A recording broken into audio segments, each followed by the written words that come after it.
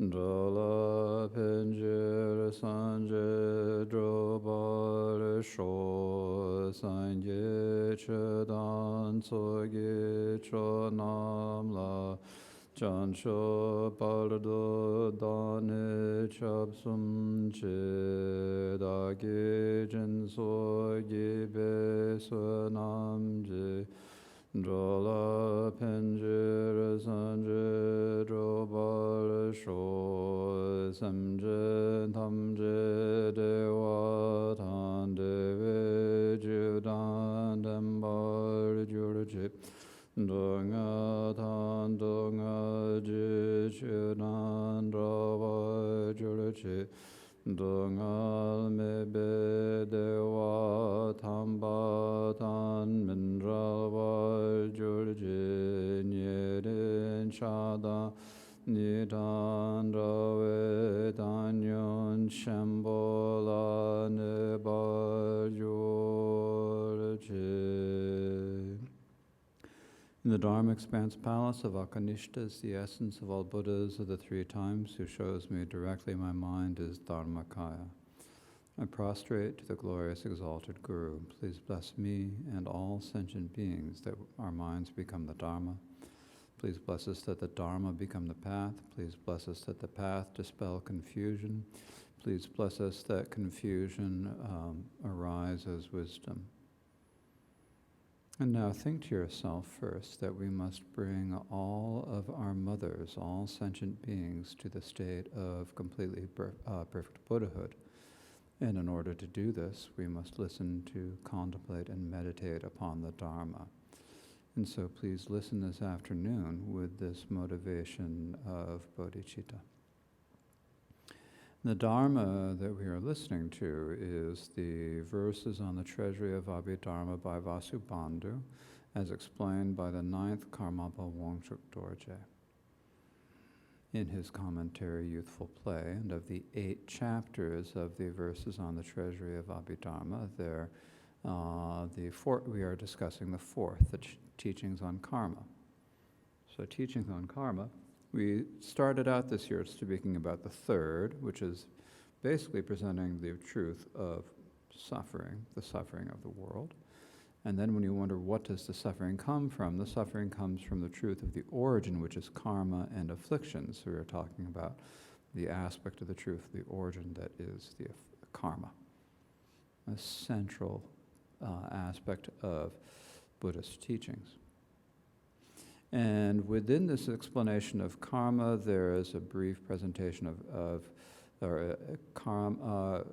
how all worlds arise from karma, the section under understanding karma itself, and then there is the end discussing the synonyms of dharmas as, what is it? Discussing the synonyms of dharmas as something. And I'm not looking at it, so it's hard to remember. And if I look at it now, I'm not going to be able to see it. At any rate, what is it?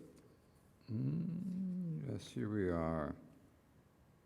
How everything arises from karma, understanding karma itself, and teaching the synonyms of dharmas as a summary. And so we've gone through the first, we're talking about the second, the understanding karma itself, which has a section identifying karma, a section on the presentation of karma according to the Great Exposition School, and a presentation of karma as described in the sutras. Now, of course, the Great Exposition School presentation is also based upon the sutras, but they kind of systematized it in slightly different ways. And so this includes the discussion of, in particular, we are talking now about the discussion of vows, and we're talking about the specifics of various vows. So where we left off yesterday was with speaking in the specifics of the vows. We're speaking about the specifics of the lay precepts at the moment, of the 5 lay precepts. And so among those, there's the question of going for refuge. Which is actually a really important point, even though it comes way down in the hierarchy of the chapter according to Wangchuk Dorje's outline. It kind of comes up as a side point in discussion of the 5 lay precepts, but it's really a critical point for Buddhists in general. I mean, it's like this is the distinction of whether you are Buddhist or not, is whether you've gone for refuge to the Buddha, Dharma, and Sangha or not, essentially. So this is a very important point. And we also had a couple of questions come in yesterday during the talk. And I didn't see them during the talk because I generally don't look at my phone during the talk. In fact, I usually just leave it in my room. And so I was unable to answer those questions. And then I had another question that came in via email yesterday evening. So I'm going to kind of answer these questions as I go through the course of the teaching, where they kind of fit in the teaching. And one of the questions actually fits right here. And this is a questioner who is a Christian but is interested in Buddhism. And his question, let me read it. Can you be a Christian and a Buddhist? No, he didn't say that he's a Christian. Can you be a Christian and a Buddhist since Buddhism is not a religion but a way of living life? So here this is it's an interesting question. The first thing about it is it's kind of taking an idea, a Western idea of what religions are, and then saying, does Buddhism fit it? And that's a really hard question to say. We don't talk, usually people think of religions and they think of gods, and in Buddhism we don't have gods. And nowadays in the West, Buddhism is definitely packaged as a lifestyle alternative. And you can go to meditation centers and practice Buddhism light. But really, if we're going to go and, if we're going to actually be Buddhist, what makes us Buddhist or not Buddhist is whether we have gone for refuge to the Buddha, Dharma, and the Sangha. And so going for refuge to the Buddha, Dharma, and Sangha means that you see terrible danger that you don't want to experience. You see the suffering of samsara, and you see that that suffering is not just in this lifetime, it's in future lifetimes as well. And you want protection from that, and you look for a source of protection. And where are you going to find protection? And so you see, it's if the Buddha has found a way. The Buddha has found a way to free himself and all other sentient beings from suffering entirely. And so I'm going to go for refuge to the Buddha, because then the Buddha will teach me. And what is the Buddha going to teach me? The Dharma. And so that Dharma is the teachings that we follow. It's like, if I do this, if I follow these practices, then I will be free of the suffering of samsara. And I need guides. And who are the guides? The guides are the people who are partially along the path. That is, the noble beings who have some sort of realization on the path. And so I'm going to follow. That's the Sangha. So we've got these three, the Buddha, the Dharma, and the Sangha. And these are the three jewels when we go for refuge to. It's like we are afraid of the suffering of samsara and we want to get out. So that's what makes you Buddhist. Is you have to look at the suffering of this life and see that there's no other way to get out than following the teachings of Buddhism. Now, the teachings of Buddhism in essence are do not do any wrongs, completely give up, practice excellent virtue, completely tame your own mind. This is the teaching of the Buddhas. So it's not really a question of whether you're calling it Buddhism or not. The label is not what's important. Is, are you practicing those? Give up everything that's wrong. Practice as much virtue as you can and completely tame your own mind. And so Buddhism teaches a complete set of paths to do those three, and that leads to the result of freedom from suffering. So that's what we mean by Buddhism. But because we often, in this day and age, we think of Buddhism as primarily being a set of meditation techniques and so forth. Then if you're going, and that we do in order to benefit ourselves in this lifetime. And if we're doing that, we can practice Buddhist techniques and get a lot of benefit for ourselves. And there have been plenty of studies showing the benefits of meditation, and based upon various Buddhist meditation techniques from various different Buddhist traditions and so forth. So those, but that's focused on this life. So that, even if it takes the external aspect of Buddhism, if you haven't got that motivation, then it's not really Buddhist. You could be wearing the robes of a Buddhist monk or nun and not actually in your heart be Buddhist. So what makes you Buddhist in the heart? Feeling it's the Buddha, Dharma, and Sangha that are the answer. That's the way I have to go. This is what I have to do, and it's by following them that I can free myself. So can you be a Buddhist and a Christian at the same time? Well, if you're going to be a Christian, you have to accept Jesus Christ as your Savior. Right? So if you think of Buddhist, so if you're thinking of Jesus Christ as different than the Buddha, and you go for and you don't go for refuge, but yeah, well, if you accept the Christ as your Savior, then you're Christian, and you're not Buddhist. And so that on that level, it's kind of different. And if you're Christian, you're saved by the grace of God alone.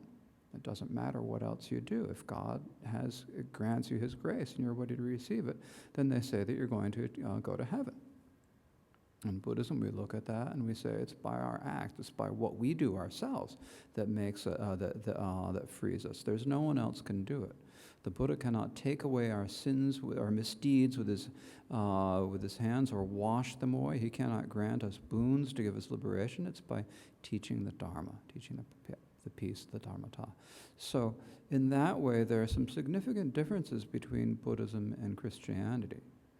Can a Christian practice Buddhist techniques and gain benefit? Absolutely. If they understand them with different ways, then they might not get all the benefits that someone practicing with the Buddhist view would. Now, are these two ultimately different or not is an interesting question that I'm not going to really go into detail or not. When you look at St. Augustine's Confessions, and his descriptions of the Godhead and his experience of the Godhead, then it sounds pretty similar to some of the descriptions that we have of the Buddha nature and so forth in Buddhism. So there might be some sense where there is some overlap or whatever. But those descriptions in St. Augustine's Confessions come from the period before he converted to Christianity, while he was still practicing Neoplatonist philosophy. So it's an interesting point. But basically, anyways, that's a whole other area. And if I go off on that, we're never going to get anywhere in this teaching. So if you really want to be practicing Buddhism, then you have to really go for refuge to the Buddha, Dharma, and Sangha. Then another person asked, what type of Buddhism are we practicing? Well, we're practicing, we're in the Tibetan tradition. Here I am wearing Tibetan-style clothes. But the teachings of Buddhism are all the teachings of the same teacher. They're all taught by the Buddha. They all come from teachings in the sutras. They were all gathered and sort of classified in different, when we talk about the Abhidharma means the way that masters classified this. And so we've got the Great Exposition Abhidharma tradition that we're looking at now that was sort of compiled and codified in the period between the 3rd century BC and Vasubandhu, and I think the 4th century AD, somewhere in there. When you're talking about the Theravada Abhidharma, I'm sure it also has a similarly long history, but the most common text used for it, the Abhidhamma Samuccaya, is I think from the 5th or 6th century, but I don't remember that exactly. At any rate, they're just different traditions that come from the same source, but they emphasize different things. So we're in kind of the northern tradition of Buddhism. The Great Exposition School is what we're basing these teachings on. And then another question that doesn't really quite fit anywhere in the teachings today is, what happens if you break a vow? Is it a sin? Let me actually read the question. I had to bring my phone so that I could remember the questions. Is it like sin or guilty like other religions? How does Buddhism look at this case? And what Buddha says to people who break the vows? So, here's another big difference between Buddhism and other religions. We do not say that there is some God who's judging you and saying good, bad. Actions are causes. Karma means actions. You do an action, it's going to produce a result in the future. The actions that you choose to do determine what is going to come of you in the future, what's going to happen to you in the future. So when you do a harmful action, for example, let's say you murder your mother. This is one of the worst acts you can do. One of the 5 worst acts, murdering your mother and father. So you either murder your mother or your father, doesn't matter which. They're both really bad actions.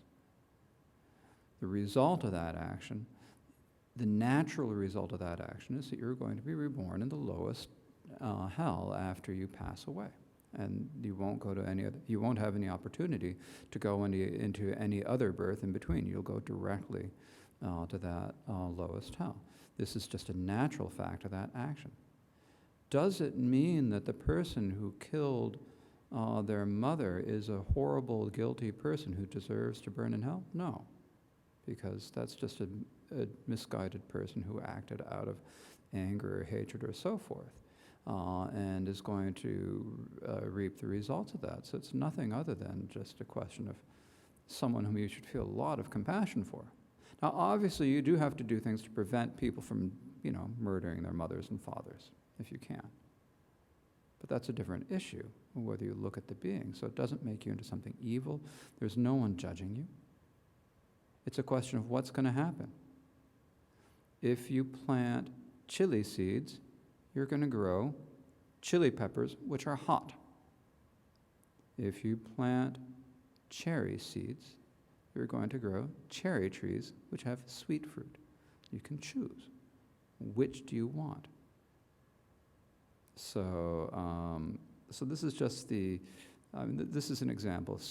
Hot seeds bring hot fruit, sweet seeds bring sweet fruit. This is just the basic principle. Good actions bring good results, not because they please anyone, but because that's their nature. And you only have to look in your own mind when you're doing the action to see. When you are acting out of greed or lust or hatred or delusion, look at the nature of that, and that shows you how it's going to ripen. When you are acting out of non-greed, non-hatred, non-delusion, when your mind is clear and radiant faith, and you can see that, what is that like? That's the seed of the ultimate result that's going to come in the future. And so that's what we're talking. It's not it's not like other religions where on a certain day, God is going to pick and choose who goes where. So that's the question. So now to move on to where we were in the book. We are at the top of page 319. The specifics of the precepts. This is 3 topics. The meaning of presenting sexual misconduct as a precept, the meaning of presenting lying as a precept, and the meaning of presenting intoxicants as a precept. So the first of these is the meaning of presenting sexual misconduct as a precept, and this has 2 points.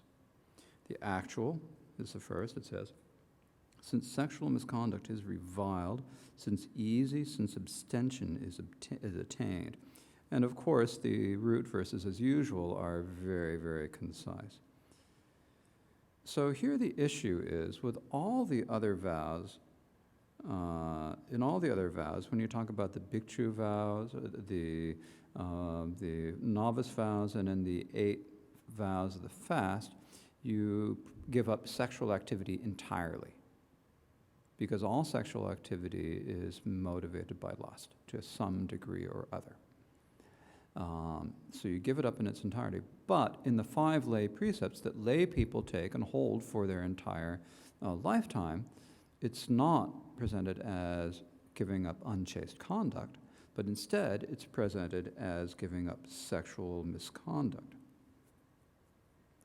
So here it says, in all the other vows, abandoning sexual activity in its entirety is presented as a precept.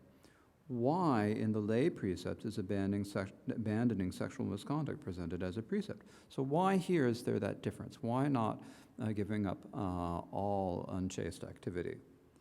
The reason for this is since lustful sexual misconduct dishonors another spouse, because it is on its own a cause for rebirth in the lower realms, and because it is utterly reviled in the world, it should be given up.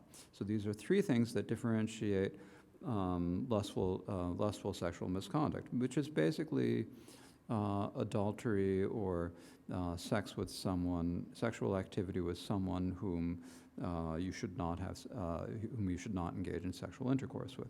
And the specifics of this we'll get to later, so I'm not going to go into them today. So it's, it goes, it dishonors another person's spouse, so this is kind of an older way of putting it, but if you think about it, it involves someone else, another family. If it's in your own family, it's one thing, but if it's in another family, then it's widening the circle of it. So that's one reason why it's worse. It's a source of a lot of, in other words, it's a source of a lot of conflict and problems in the world. I mean, you look at how many difficulties people have because of, how many marriages break up over sexual misconduct? A lot, right? It's probably one of the bigger causes of marriages to break up. Because it is utterly reviled in the world, this might have been true in the 17th century, but it's not so certain anymore. But generally, it's looked down on as something bad. Everyone knows that it causes problems. And because not all sexual activity is like that. So when you have sexual activity within the confines of a socially acceptable union, something that's, a union that's kind of acceptable in society, it doesn't create those social problems that sexual misconduct does. So therefore, it's different. And on its own, it is a cause for rebirth in the lower realms. So just engaging in sexual, it is a cause for rebirth in the lower realms. It is also, since it is easy for householders to vow to abandon lustful misconduct, whereas abandoning sexual activity is difficult because of habituation from beginningless time. We are in the desire realm where we have the lust for food and sex. And that's hard to completely give up for a lot of people. And so for that reason, here in the lay precepts, it's given as giving up lustful sexual misconduct. In addition, it is since abstention from lustful misconduct in other lifetimes as well is a vow that the nobles have attained. So what this means is that noble beings, when they are reborn, they naturally, just by nature, because they have already seen the truth in a previous lifetime, whether they remember that they're nobles or not, they're going to be born in this lifetime, and they're going to automatically just have no desire or no interest in any naturally unwholesome activities, such as sexual misconduct, any harmful activity. That's just because of the nature of having seen the Four Noble Truths. So therefore, when that noble person is reborn in the desire realm, then they may still get married and so forth, or have whatever other socially accepted union that you have in your society, and engage in sexual activity, even as a noble being. In fact, there are noble beings, even in ancient India, who, they were married. So it's the sexual misconduct that is a problem, but that is the problem more than the sexual activity in total. So this brings up another of the questions that came in last night over email, which is basically, well, if you're a noble individual, like a stream enter who's going to have seven more lifetimes in the desire realm before achieving arhatship, well, then how do you know? So this is one of the signs. Now, of course, you as a seven-timer, as someone who has seven more lifetimes, you aren't going to remember, because unless you have the dhyanas, you can't remember your past lives. And if you've achieved the dhyanas, then you're not going to be reborn in the desire realm. You're going to be reborn in the form realm. So, but once you achieve the dhyanas, you could remember. But at this point, if you're born as a stream enter, reborn as a stream enter in the human realm, then the signs of that would be that you naturally see that everything is suffering, impermanent, selfless, and empty, because you've already seen that. And you're naturally not going to do any killing, stealing, sexual misconduct, lying, or drinking intoxicants. And so intoxicants is mentioned in a topic I hope to get to later today if I don't go on too long today on this. So if you naturally just abstain from those, this is a sign that perhaps you might have been a noble being or achieved the path of seeing according to the foundation vehicle in a previous lifetime. So that's kind of the sign. These are what comes in. That's what allows you then, because you've got a head start. And so therefore you're going to be able to go further in your practice. That being said, there are other beings who come into this lifetime who may not be seven-timers, but who also naturally don't want to do any of this, any of the different types of conduct and so forth. And so if you look at yourself and you say, oh, I have never killed another living being. I have never stolen anything. I certainly haven't engaged in sexual misconduct, and I do not drink, and I don't lie either. You have to be careful. You have to be very careful. It's actually always better to, if you're going to try to place yourself where you are on the path, it's probably better to underestimate yourself than overestimate yourself. Because if you overestimate yourself, this is what we call self-deluded pride.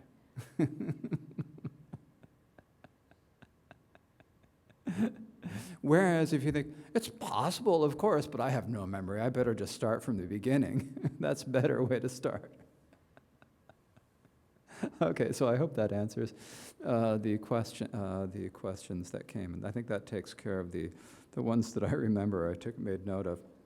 Okay, now then the next question is, well, what happens if you take this vow, the 5 lay precepts, including the no sexual misconduct, before you get married, before you get involved in a relationship? Does that mean that you then can't engage in sexual activity with your new spouse? Is that what it means? So that's what this next question, because you say, not with anyone who's not your wife. So at that point, not your wife. I'm still thinking in terms of what it says, not with anyone who's not your spouse. And these days you'd have to say, not with anyone who's not your partner. It gets too complicated. Not with anyone who's not your partner. Okay, when you have no partner, everyone is not your partner. So does that mean that you can't have sexual activity with anyone? And the answer is what's described here, dispelling a doubt. The vows attained just as it's sworn. It is not total celibacy. So if a pursuer of virtue, that is, if a person with the 5 lay precepts should subsequently take, it says bride because this was a 16th century text, partner, that alone does not violate his or her vow. The vow is attained just as it's sworn. So one promises not to commit sexual misconduct, because once you get involved in that committed relationship, you get married or whatever it is, then that person is no longer someone who is, what do we say, off limits, right? So, for that reason, you've taken the vow as then at that point that person then fulfills the characteristic of someone whom you could engage in sexual activity with without violating your vow. So the vow is attained just as it's sworn, so one promises not to commit sexual misconduct. It is not saying, I will not out of desire and will practice total celibacy.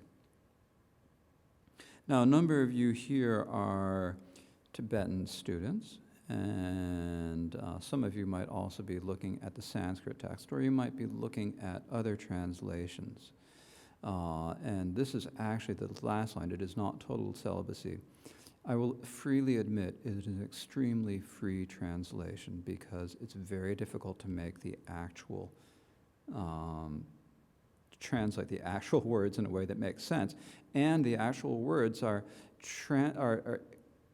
so vague that they're commented on in kind of different ways that on a surface level are contradictory or explain the words in very different ways. So the actual word says it is not from the continuum, is what it actually says. Julemayino in Tibetan, nasantate in Sanskrit, julemayino.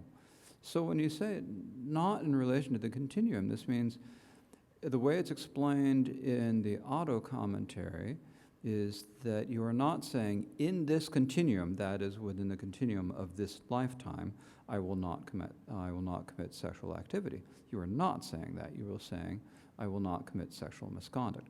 So, in effect, you are not taking a vow for being totally celibate. So since when I was translating this 10 years ago, I put a lot of thought into this line. I decided I'd just translate it in a way that was going to make it easier to understand. I don't know whether that was a good decision or not, but I'm explaining it now. Anyways, that is now other people, that's how I read it in the auto commentary, and I looked at both the Sanskrit and the Tibetan this morning. Other people read the auto commentary and they interpret it differently. So, and then if you look at the Chim Abhidharma, they look at it differently. They say that continuum refers to the continuum of other, because they're translating old texts, they say other women, other potential sexual partners, shall we say, right? So there is a wide variety of ways to interpret this line. But the meaning, everyone agrees in the end that the actual meaning is it's not a vow of celibacy. So then there's the next question that comes up when we have the 5 lay precepts. The 5 lay precepts are what? Giving up taking life, giving up taking that which is not given, which is kind of an interesting way to think about not stealing, giving up sexual misconduct, giving up lying, and giving up alcohol and intoxicants. So giving up lying, why is it giving up lying and not giving up harsh speech, or that is insults, or giving up divisive speech or idle chatter? Why just the one of these 4 misdeeds of speech? If one transgresses any precept, he would end up by telling a lie. It's because you have broken one of your precepts. Say probably the most likely one is, for in this day and age, is sexual misconduct. You've gone off and had an affair. And what are you going to do about it? You're going to lie. You're going to lie to your partner. No, I didn't go off and have an affair, because you're too afraid. So you do one thing, and then on top of that you lie and you say, no, I didn't do it. So that's why lying is presented as a particular one, because when you give up lying, then that's also going to make you more careful. Well, if I did that, I'd have to lie to my partner. As an example, you'd have the same thing after you have murdered someone. When the cops come and say, did you do it? You'd have to say, no, it wasn't me. Okay, why is lying presented on the top of page 320? Why is lying presented as a precept, you ask?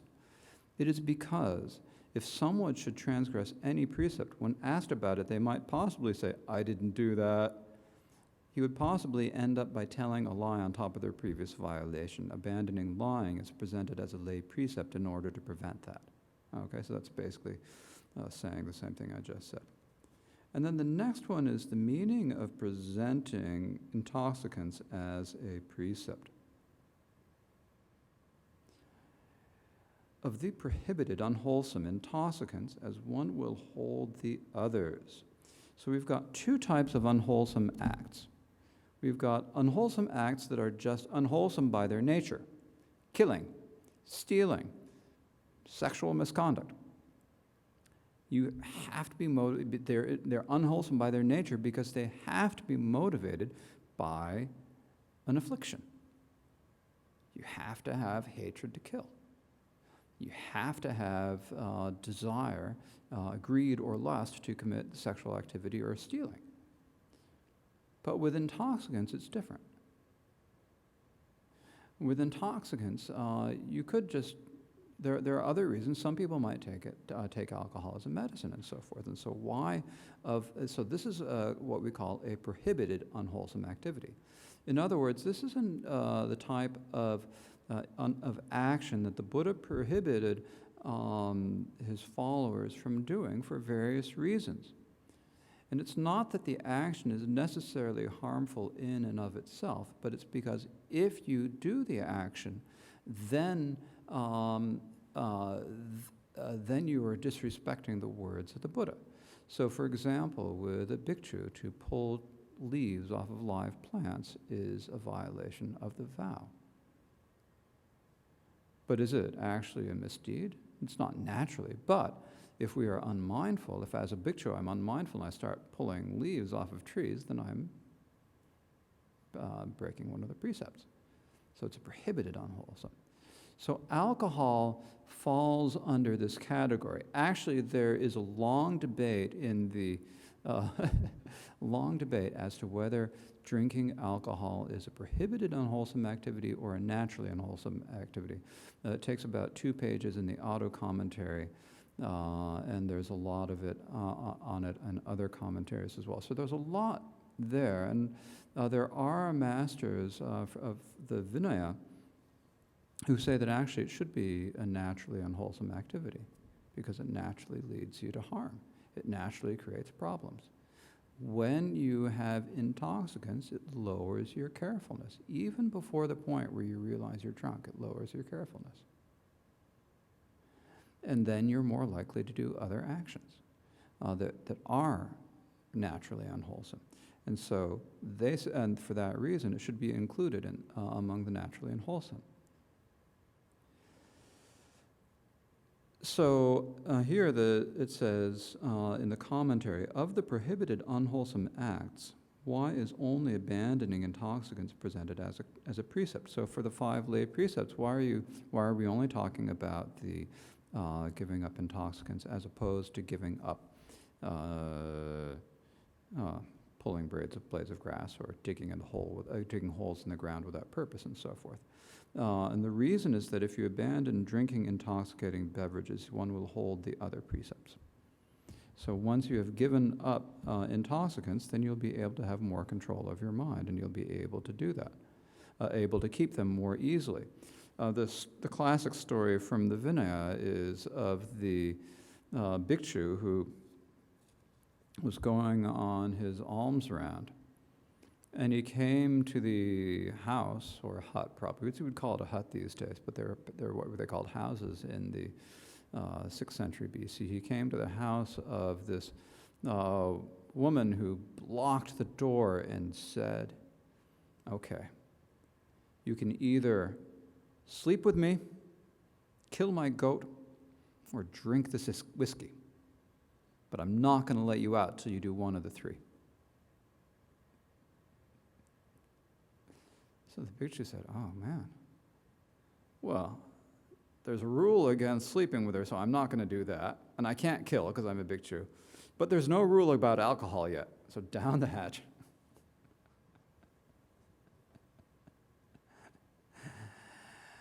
And he ended up sleeping with the housewife, and they got hungry, so they decided to have some roast goat.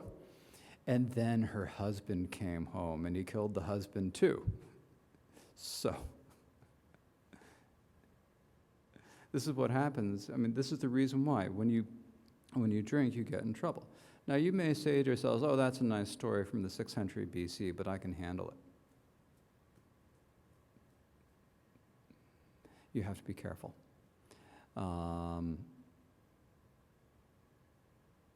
Because people, even if you have a little bit and you're used to it, you do it all the time.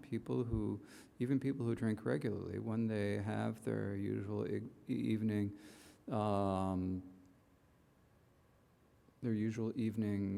glass of whiskey or whatever they do, then they're more likely to get into arguments, more likely to get into fights and so forth. So it's actually something that's very careful.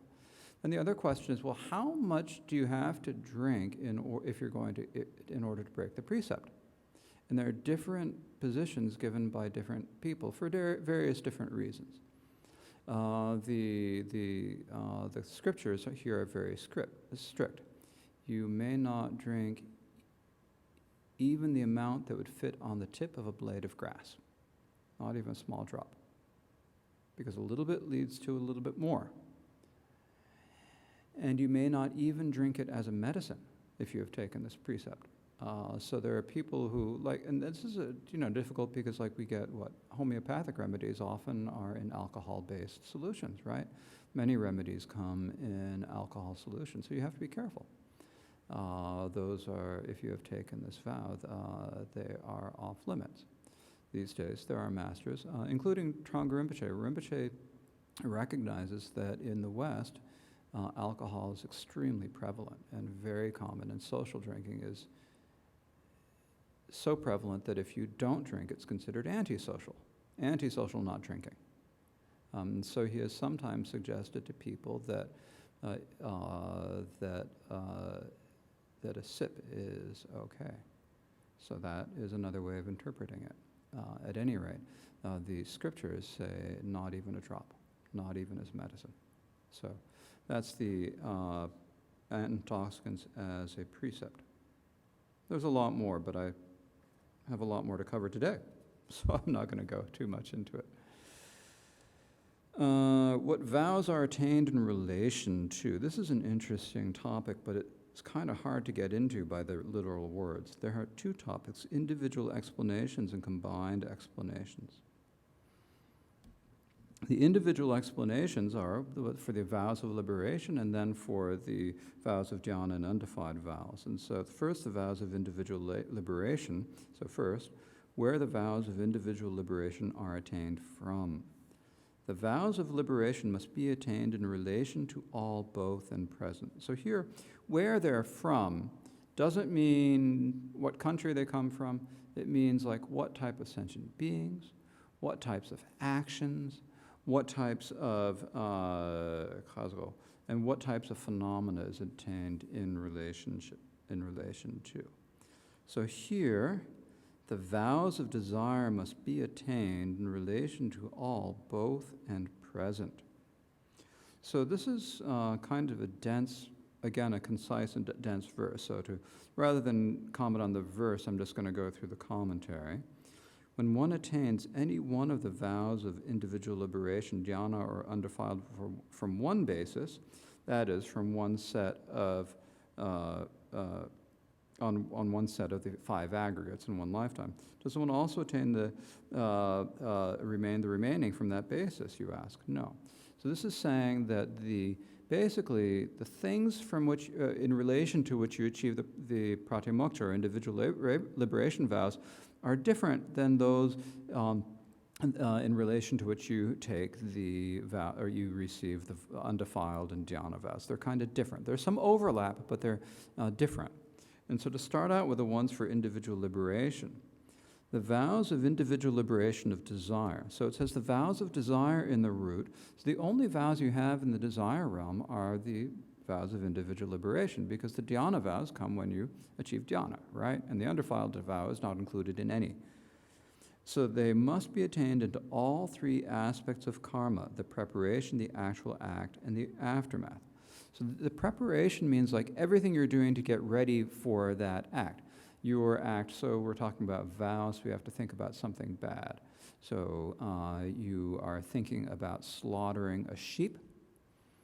So the preparation is getting up, getting the knife, walking over to the sheep, pulling it up and getting ready to slit its throat. That's the preparation. The actual basis, the actual act or actual basis is the act that cuts, that causes that sentient beings to die. So if you stab it 5 times but still don't kill it, then it's the 6th time when you actually kill it that is actually the actual basis. And then the aftermath is when you skin it, gut it, clean it, eat it, and all that. So that's the whole thing. You have the actual act, and you've got everything that leads up to it, and then kind of everything that comes after it. So the vows restrain you from engaging in any of these 3 aspects. And they are attained, so that's what it means in the root, where it says the vows of desire must be attained in relation to all. In the root it says all, that means the preparation, actual basis, and aftermath. They are attained in relation to both inherently unwholesome acts and prohibited unwholesome acts. So the word both here, actually the word both, it's interesting. It means two, and it also is doing double work. First, it means both prohibited and naturally unwholesome acts. So that's one meaning of both. The prohibited would be alcohol and intoxicants. The natural would be killing and so forth. And in relation to both that which indicates and does not indicate sentient beings. So that which indicates a sentient being, this is a term that we see many times in the Abhidharma. What indicates a sentient beings are those things that you look at and you say, that's a sentient being. So you look at someone's body and say, oh, that's a sentient being. You hear their voice and say, that's a sentient being. So these are basically the aggregate sense bases and elements that you look at and you say, that is a sentient being. And those that are not a sentient being. So for example, when you are killing life, that is in relation to something that indicates a sentient being. The sheep in my last example, right? I wanted to give the chickens a little bit of a rest today, so I'm using sheep today.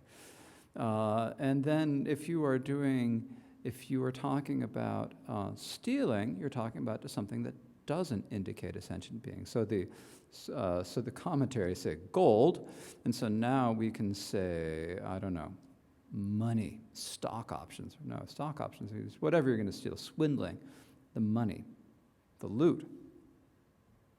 Okay, so that would be in relation to both. And the other, and then it says at all, both, and present.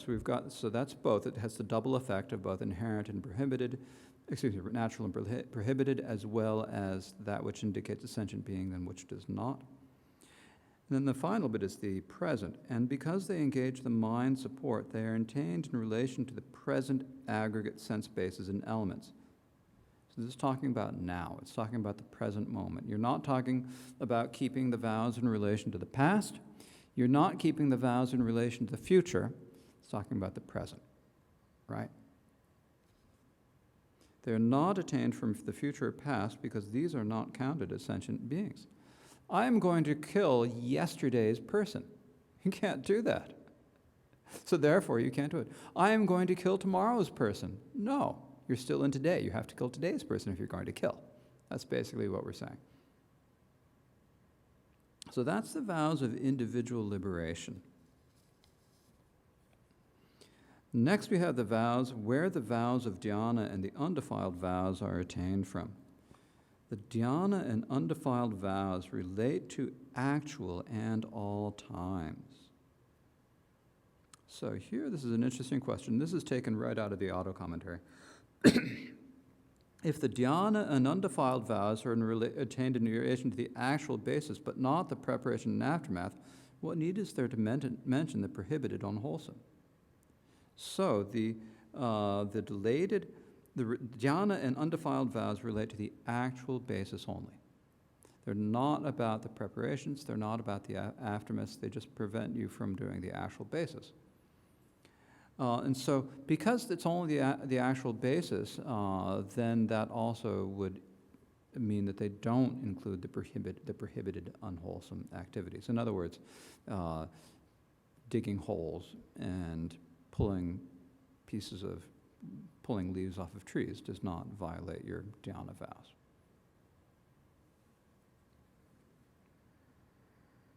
These vows are related in addition to the aggregates, elements, and sense bases of all three times. So in the Great Exposition, there's a kind of funny relationship to time. So here, these vows, the dhyana and undefiled, also, the pratimoksha vows are for the present only. These vows are for the past and the future as well as the present. So here in the auto commentary, there is an interesting section where they talk about the four possibilities of the vows of individual liberation and the dhyana vows, which there are instances where you can have something that is a vow of individual liberation, or in relation to which you have the vow of individual liberation, but not a vow of dhyana, such as the preparations or aftermath. Or there are things in relation to which you have a vow of dhyana, but not a vow of individual liberation, such as the past or future actions. Then there are things that you have relations that you can have that could be both. Then there are things that could be neither. And so the point of doing that sort of an exercise is to kind of think about this, think about it. And so if you are feeling diligent tonight, you might think about this yourself and try to figure out what are the four possibilities of the what the vows of individual relation are attained from, and what the vows of jhana and undefiled vows are attained from. And then there is a combined explanation, the vows in relation to all beings, distinctions and branches and cause. Are these vows attained in relation to all sentient beings, precepts, and causes, or are they only attained in relation to specific ones? In other words, is it kind of picking and choosing, or is it all encompassing? And so it's a little bit different. There's some differences here. The vows are in relation to all sentient beings, but there are divisions in branches and cause. So in relation to all sentient beings means that when you are taking the vow of not killing, you are taking the vow of not killing any sentient being. So it's in relation to all sentient beings. When you are taking the vow of giving up stealing, you're talking about stealing from any sentient being, and so forth. So it's not dividing. It's not saying, well, okay, I'm going to give up killing humans, but I'm not going to give up killing fish. It's not that. It's saying humans, fish, no matter what, all sentient beings. But there are divisions in branches and causes. So they're all the same in being related to all sentient beings. But when you have the different types, the bhikshu, novice, lay precepts, and fasting vows, there are distinctions in how many different branches they refer to.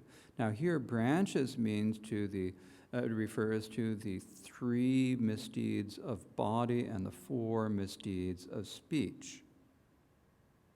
The bhikshu vows are attained from all 7 branches. So the bhikshu vows, bhikshu and bhikshuni vows, cover all 7 of the 3 of body, being taking life, taking that which is not given, and sexual activity.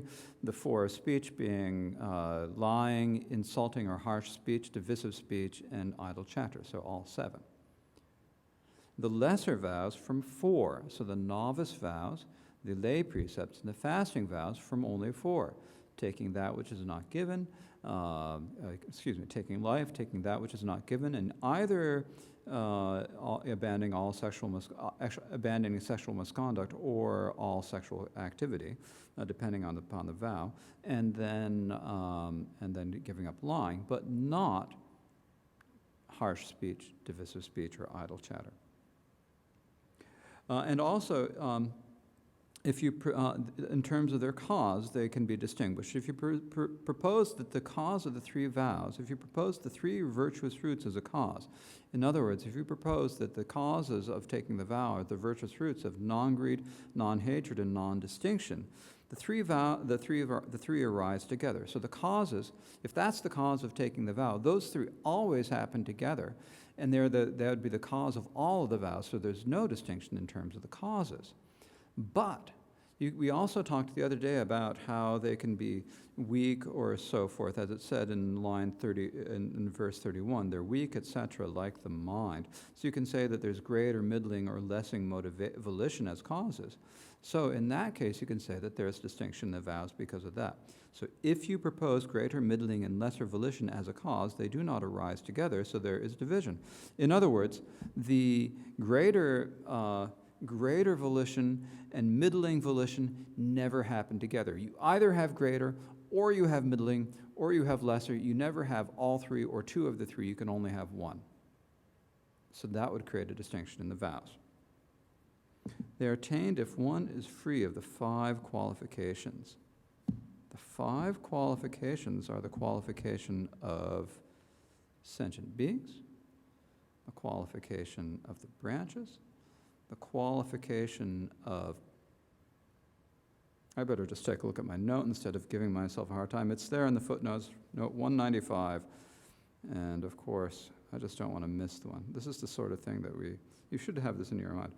Setting qualifications and, okay, sentient beings, branches, places, time, and occasion. Okay, so saying with regard to sentient beings is like saying, I am going to give up sexual misconduct except with this one particular person. Or I'm going to give up killing sentient beings except for fish. I'll kill fish, but I won't kill any other sentient being. So that's making an exception for sentient beings. So the vows are not accepting sentient beings. So times then branches, that's saying, well, I'm going to take the 5 lay precepts, but, I don't really want to deal with that one about lying. It's too hard to keep. So that's that. You're going to take the 5 lay precepts. You take all 5, at least as presented here. What do we say? Place. I'm going to give up killing sentient beings unless I'm going on vacation to Maine and having lobster.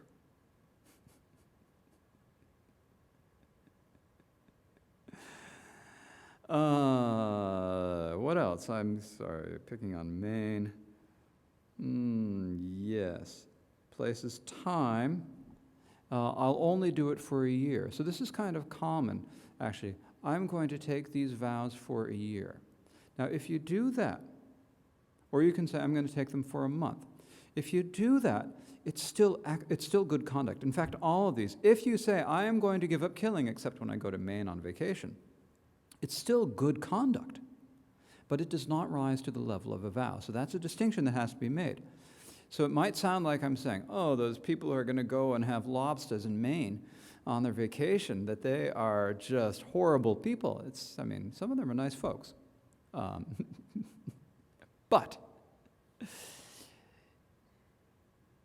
if your resolve qualifies it so it accepts everything except for Maine lobsters, then what do we say? Then you don't have a vow. You have good conduct, but not a vow.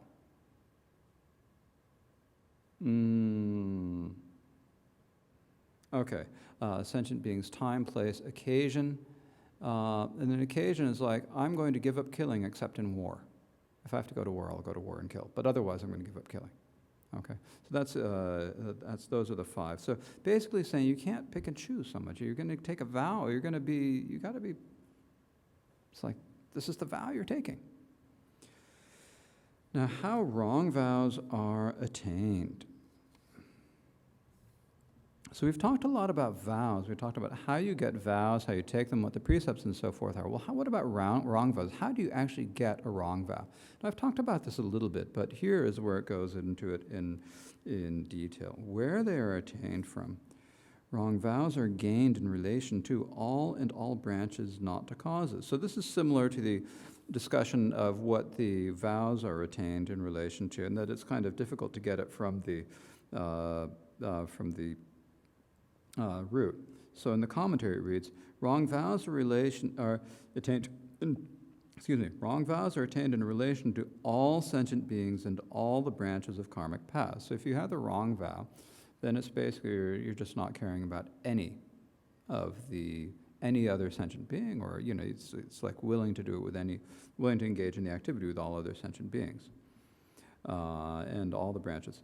This is because it is impossible to have all 3 roots of non-virtuous simultaneously. They are not attained in relation to all causes, the great exposition proposes. So this is the great exposition position. So in terms of their causes, so all and all branches, but not to causes, when you are engaging in an unvirtuous activity, there are 3 roots of non-virtue: greed, hatred, and delusion. Now, greed and hatred cannot happen for the same object at the same time. So for that reason, the wrong vow that takes that out of the cause, like if your wrong vow is to be a butcher, to be a slaughterer, in particular a slaughterer. If wrong vow is to slaughter animals, then that is motivated out of hatred, out of a malice and hatred towards those animals that you're slaughtering. And so therefore, but it's not greed for those animals. Maybe greed for their flesh, but it's not like you're feeling sexual desires for those animals as better not go there. Not as you're killing them. So that's the great exposition position. But this is a difficult point, because there are people who are, for example, fishermen. So if you say that they have the vow in relation to all sentient beings, what about their parents? What about their children? What about their loved ones? They're not going to, just because they'll kill a fish doesn't mean that they're going to commit murder. So in the great exposition position, if you say, well, they don't have it, they don't take a wrong vow in relation to their mothers, do they? They're not killing their mothers. The great exposition is that they are doing it in relation to their mothers who have become fish. So this would say their mothers from previous lives who are currently fish. Or if their mother dies and is reborn a fish, then they'd gladly kill their mother, not knowing it's their mother. But it's a difficult question. The Sutra school says that doesn't make sense, because at the time that they would be then killing that fish, they wouldn't know that it's their mother. And so it's an interesting question. And when you say it's with regard to all branches, there are butchers who frankly probably don't even realize that they have what we would consider in Buddhism a wrong vow. They just think they're doing what you're supposed to do. And people who work in slaughterhouses, for example, they're not doing that because I can't talk about their motivations. They're doing it because they want a job and they need to support their family and so forth. They're in a difficult position, especially these days. They need money, and this is the job they can get. And they have been raised in a view where killing animals for food is considered fine. And so they get in that job. But they may be otherwise fine, upstanding people. They don't steal. They don't engage in sexual misconduct. They could be religious people who keep all the precepts of their religion. So it's difficult to say that this relation to all the branches and a relation to all sentient beings, because these same people, they work in a slaughterhouse. They're slaughtering whatever, chickens or ducks or whatever, and that is a misdeed, but they're not doing that with other people. They're otherwise good people. So what does this, how can the wrong vow then be in relation to all sentient beings?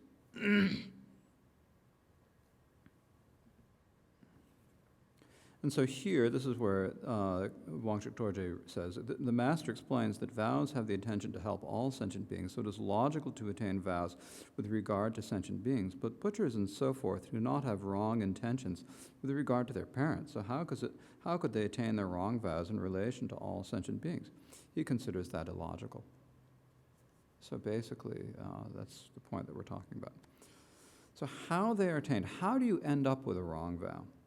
Wrong vows can be attained from action, or else they're gained through a commitment. Wrong vows can be attained from being born in a particular caste and beginning the preparations for the action of killing and so forth, or else they're gained through the commitment. I will pursue this for my livelihood. So the wrong vow. So, for example, speaking about someone who works in a slaughterhouse, you sign up. Okay, I'm going to take this job. And some people, if you're doing it as like a summer fishing job, that's one thing. But a lot of people do it for a long period of time. So you sign that employment contract, and then you're making that commitment. Other people are born into a situation, particularly in ancient India. If you were born into the butcher caste, you had little choice but to become a butcher. And then I think there are other people, I'm not sure if this would apply, but there are people who are otherwise forced into positions where they have to make their living performing unvirtuous actions. And so, what's when they get into that position and then engage in that activity. That's when the wrong vow happens. So when someone's born as a butcher and they're running around with a little kid, they're watching their father lop the heads off of chickens, and then they eventually, at some age, they start lopping heads off of chickens themselves. It's hard to blame them for that in a certain level. They just don't know. It's just what they've seen their entire life, what they've learned and what they've taught. So this is really an issue, another of these situations where we just have to look at these people with a lot of compassion for the positions that they find themselves in. There's no point in judging anyone for the life position that they're in. I think that's the vast majority of people who have what we would call wrong vows. We can't look down and say this makes you a good person or a bad person. It's just a question of the situation you're in. Now, there's some people who have wrong vows who generally enjoy the wrong activities that they're in, and that's kind of a different matter. But a lot of people are just in this situation because it's the way our society and our world and our desires drive us. So, the last type of vows are the mid-vows, the ones that are neither the virtuous vows nor the non-virtuous, wrong vows. The mid-vows. How mid-vows are attained? The other impercept is gained from field, commitment, and respect. So the other impercept, meaning the mid-vow, is gained from the field. That is when you're doing it for someone like the Sangha or the Buddha, or for someone worthy of respect, or for the field of suffering and so forth. From the commitment, that means making the promise, I'm going to do this, and from respect, that means having like this, from paying respect, like paying respect to the Buddha. After vows and wrong vows, the other virtuous or non-virtuous imperceptible of a mid-vow is gained from the field, such as with the 7 material merits of offering a monastery and so forth. So for example, when you offer a monastery to the Sangha, because the Sangha is one of the fields of merit, then you naturally gain the imperceptible actions of mid-vow from that as well. It can also be attained by making promises such as commitments, such as, I will not eat until I've prostrated to the Buddha. So you get up to yourself in the morning, and you think to yourself, I will not eat until I've prostrated, and then you go into your shrine and you prostrate to the Buddha. That might seem like a small action, but it's actually a great one. You've made that commitment, right? And then you go through it. Now, it may only be a 5-minute commitment. It might take longer. It might take you a long time to go and find a Buddha to prostrate to, but there's that commitment. Another one is, I will not eat meat or eggs during the month of Sagadawa. And then during that time, you keep that commitment. So that commitment is what makes the vow. Or, I will donate food for one month or a half month.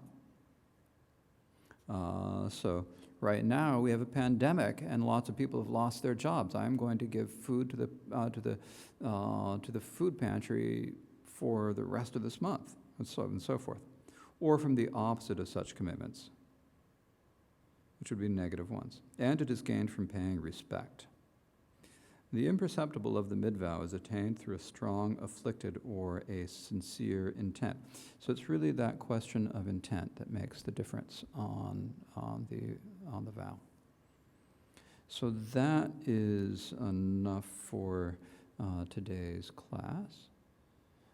So now let us dedicate the merit of our discussion this afternoon to the benefit of all sentient beings, so that they may all be freed from the difficulties they face now, both in the current situation of the pandemic or whatever situation they find with themselves with them, and for the rest of their lives. May they be happy and healthy and prosperous, and then may they swiftly follow the path and achieve Buddhahood. So please, thinking in this way, let's dedicate the merit. O sanam de tam je se bani tobne nye bedranam pam chene gegana che barlab trombai Sibe zo